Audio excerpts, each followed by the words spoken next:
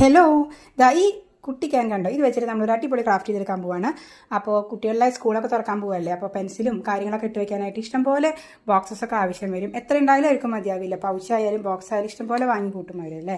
അപ്പോൾ നമ്മളിതുപോലെ കിട്ടുന്ന എന്തെങ്കിലും ഐറ്റംസ് ഒക്കെ വെച്ചിട്ട് അവരുടെ സാധനങ്ങളൊക്കെ ഇട്ട് വെക്കാൻ ഒരു മാർഗ്ഗം കണ്ടെത്തുകയാണെങ്കിൽ സൂപ്പർ അല്ലേ. അപ്പോൾ നമ്മളിതാ ഈ ക്യാൻ്റെ മുകളിൽ ഒരു വൈറ്റ് പേപ്പർ റാപ്പ് ചെയ്തെടുത്തിട്ടുണ്ട്. പശ വെച്ച് ഒട്ടിച്ച് ചേർത്തിട്ടേ ഉള്ളൂ. ഇനി നമ്മൾ ഈ കവാല പോലത്തെ സാധനം ഇതിൻ്റെ മുകളിൽ ഒട്ടിച്ചെടുക്കാൻ പോവുകയാണ്. കുറച്ച് ഭംഗിയാക്കിയേക്കാൻ വേണ്ടി നമ്മൾ ടേബിളിലൊക്കെ വെക്കുമ്പോൾ കുറച്ച് സൂപ്പർ ആയിരിക്കില്ല. ടേബിൾ കുറച്ച് നീറ്റ് ആകുമ്പോൾ കുറച്ച് കളർഫുൾ ആക്കാൻ വേണ്ടിയിട്ടുള്ള കാര്യങ്ങളൊക്കെയാണ് കേട്ടോ നമ്മൾ ചെയ്യാൻ പോകുന്നത്.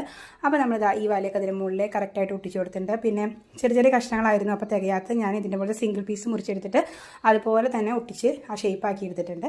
ഇനി നമ്മളിത് കളർഫുള്ളാക്കാനായിട്ട് എല്ലാ പെയിൻറ്റുകളും ഇതാ നിരത്തി വെച്ചിട്ടുണ്ട്. ഇതിൽ പല കളറുകളായിട്ട് നമ്മൾ ഓരോ സോക്കറ്റിലായിട്ട് പെയിൻറ്റ് ചെയ്തെടുക്കാൻ പോവാണ് കേട്ടോ.